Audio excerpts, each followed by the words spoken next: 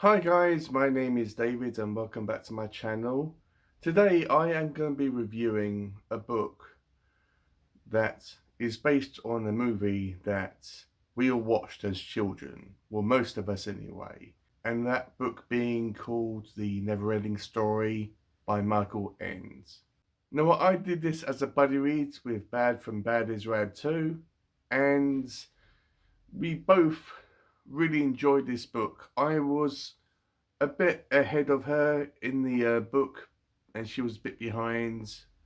But we both had a very good experience with this book. We both loved it immensely.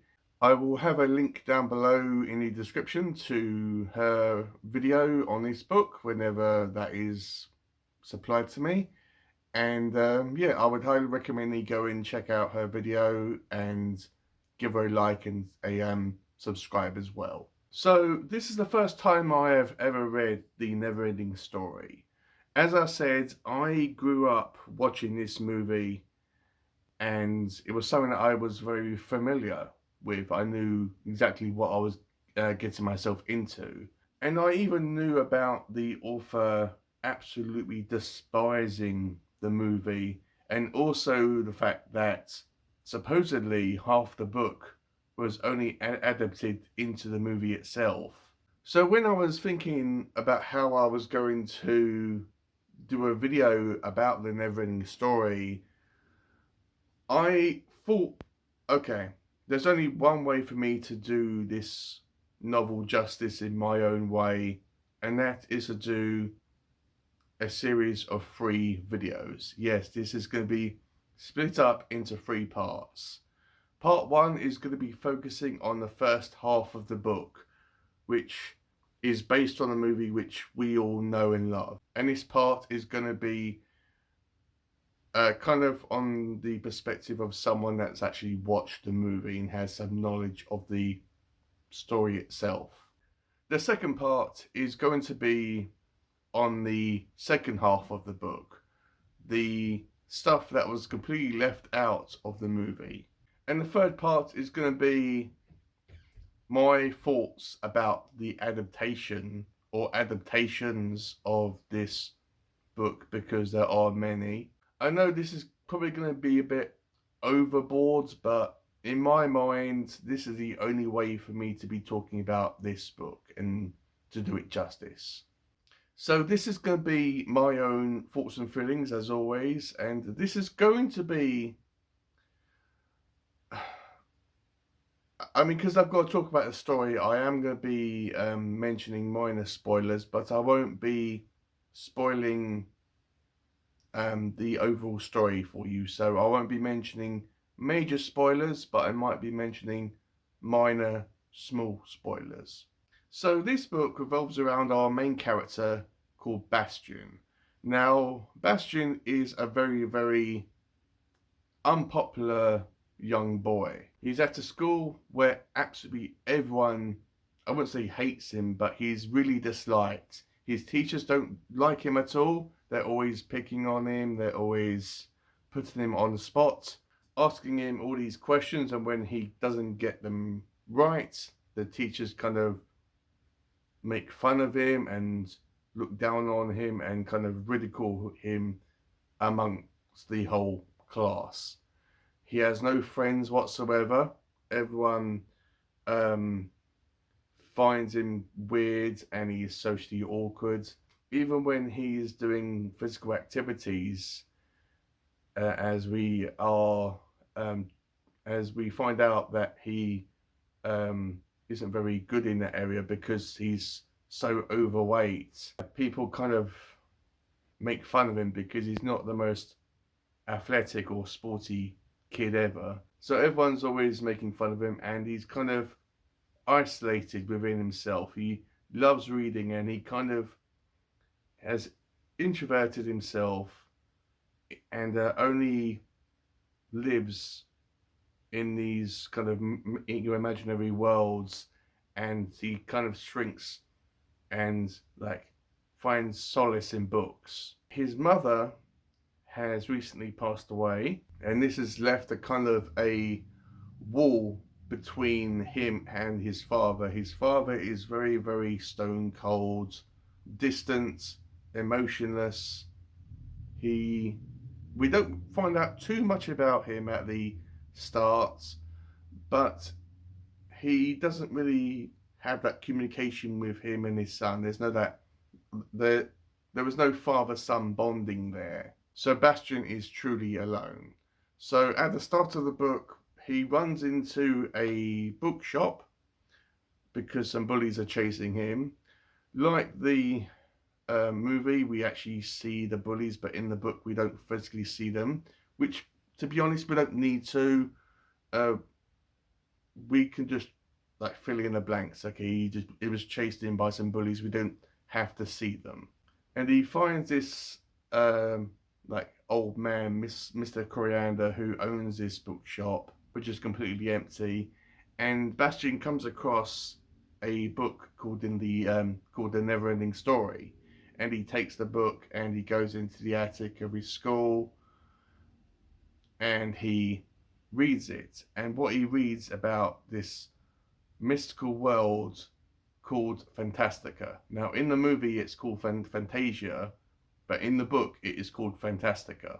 And you may be thinking to yourself, well, when I was reading this, did I ever get them two mixed up? Yes, there were instances when I was reading this book that I accidentally, in my mind, called it Fantasia, but it's Fantastica. So in Fantastica, there is this entity, this force called the Nothing, which is going around destroying absolutely everything. So when you're reading about this, how can you read something, about something, how can an author describe something that isn't actually there? And what the Nothing does, how can you describe that? And as far as I can tell, in the book, when the Nothing destroys something, it leaves it barren and desolate and empty. So this strange entity is going around Fantastica, slowly devouring everything that it comes into contact with. And these are four friends that we see three of them in the movie. The rock biter, which is called the rock churrer in the book. The Nighthawk and the snail guy. I can't remember his name.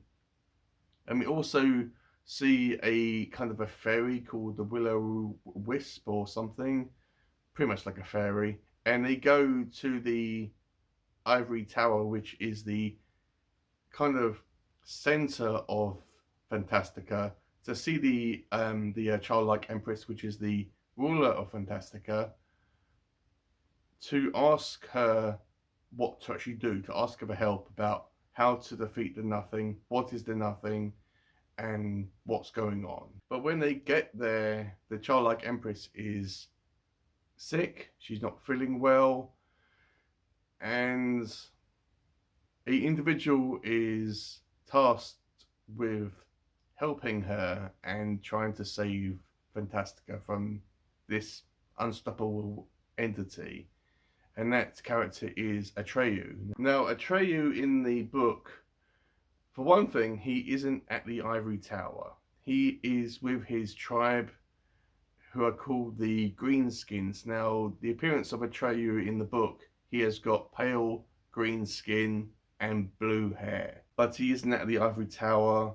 One of the doctors, who is the best doctor in Fantastica, who can't cure the childlike empress of her mysterious illness, goes to see Atreyu in his tribe to try to convince him to go on his quest. Now, at this point, Atreyu is hunting something called the purple buffalo, which is exactly what it says on the tin.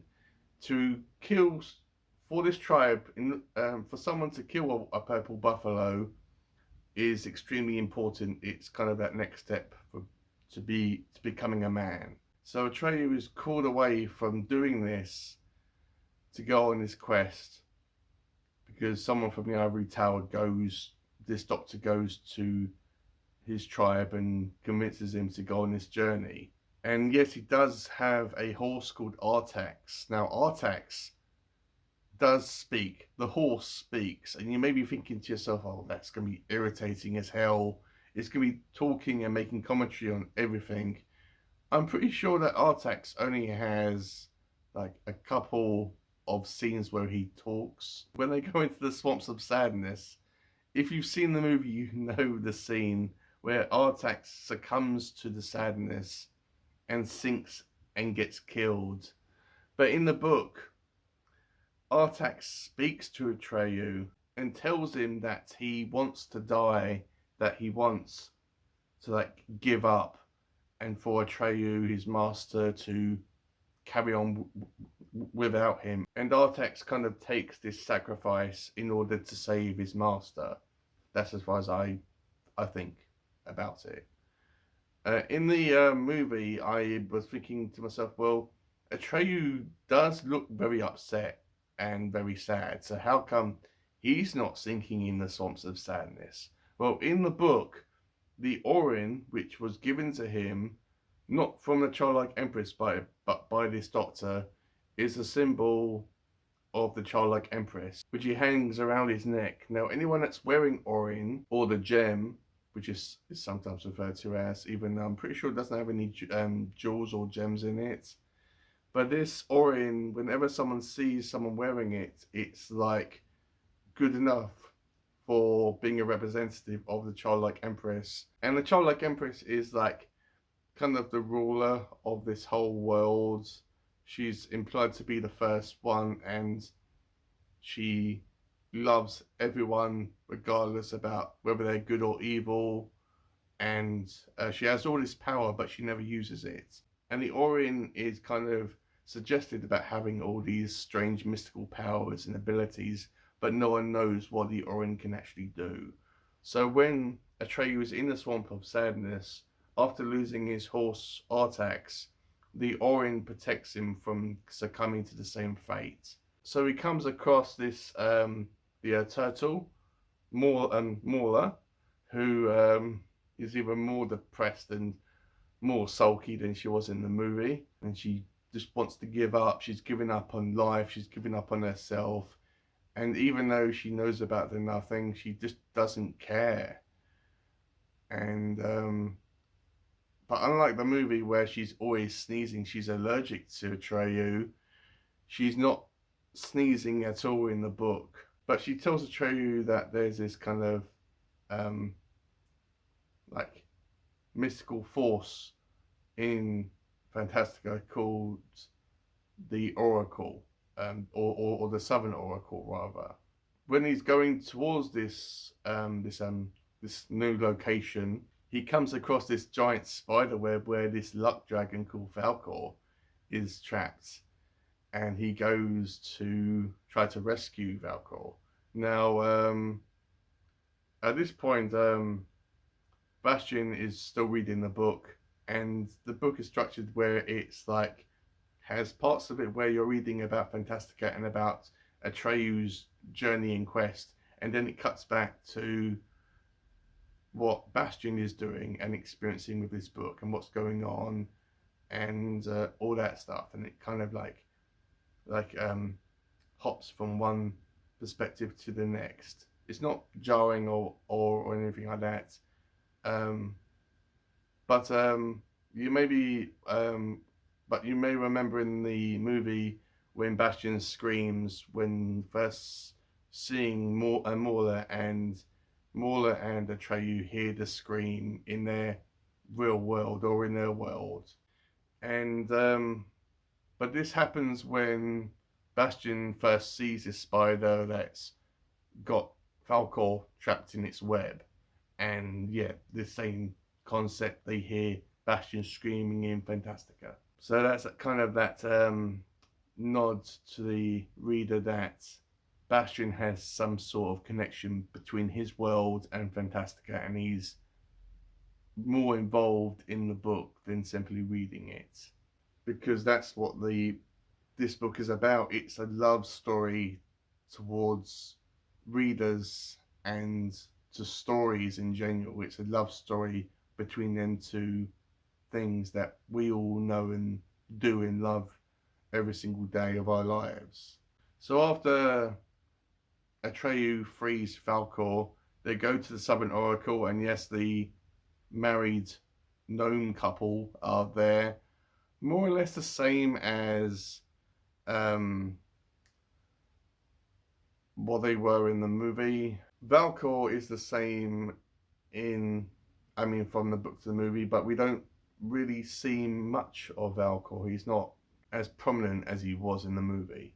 So when Bastian goes to the Southern Oracle, he has to go through all these gates or tests to test his to see if he's worthy enough to see this Southern Oracle and get the answer to what's happening with the childlike Empress and how to save her. And basically, the childlike Empress has to have a new name. Now, as far as I could tell in the book and understand in the book, the childlike Empress ages not by years, but with the amount of names that she's been given. So she has to be given a new name from a human child, and the Atreyu has to try to find this new individual and save his world. Where in the meantime, a massive wolf called Gamork is hunting down Atreyu and trying to stop him. Gamork is pretty much the same character from the book to the movie, but when at the end or at the midpoint of the book, when Bastian finally has to try to convince himself that he's the one that has to save Fantastica from this unstoppable force called the Nothing, and we know what the Nothing is more or less. We know what happens to someone when they are consumed and taken away by the Nothing. I won't say what happens to them, but it's a very unique thing. Strangely enough, they don't die or they aren't destroyed. They are just, something happens to them that's not dying or being destroyed. So Bastian kind of, when he's confronted by the fact that he has all this evidence saying that, or stating that this story means him, that he has a connection with this book, he doesn't believe that he's the one that can save the childlike Empress, because he's so used to being so worthless, being so weak, and he just doesn't believe that he's the one. And the childlike Empress does something that forces Bastian to save their world, and he comes into Fantastica at the end, and he's been giving all these wishes to try to rebuild what the Nothing is left of Fantastica, as it's been left as a wasteland. So at the midpoint, Bastian stays in Fantastica, and he becomes this, he has all these powers. It's kind of like Genesis, the beginning of a new world and the creation of a new world. And that is where I want to leave this part, this first part of this video. Hopefully, I know I've rushed through some parts of it. This first half of this book is somewhat the same as the movie.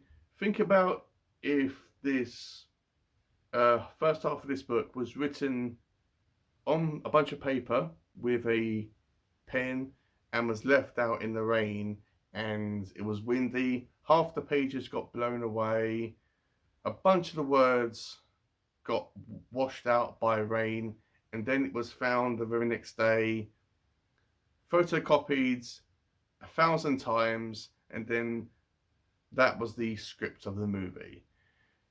This is more or less the same um, as the movie, but the book does go into a lot of more detail than the movie doesn't.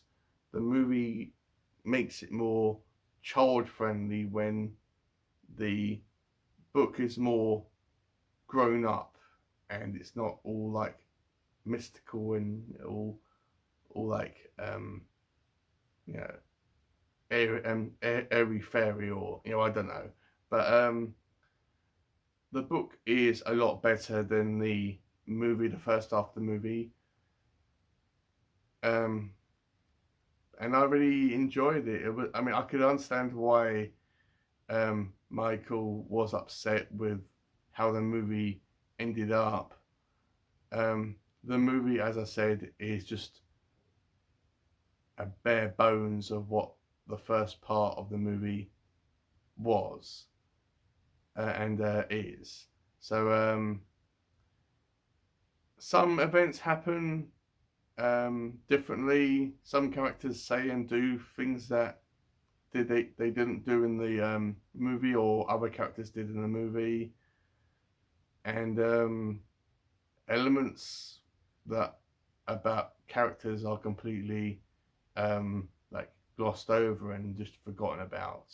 So in a way, I could understand what Michael was going on about. Um, I don't know if he was overprotective about his book. I mean, it's his story, it's his baby. I understand that, but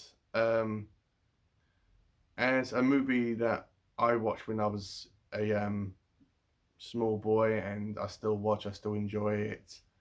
I can, I mean, I still like the movie. It's still a classic movie. I just wish the movie had the balls to kind of be more closer and more faithful to the book, because the book is a lot better and it gives you a lot more in-depth look into these characters and in this plot.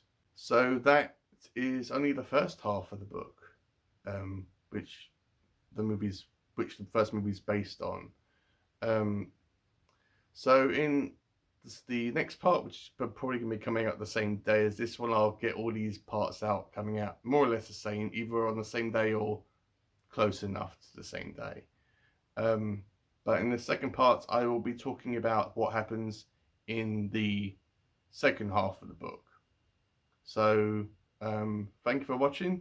Don't forget to check out Bad is Rad's video on this whole book, and I will see you in my next one.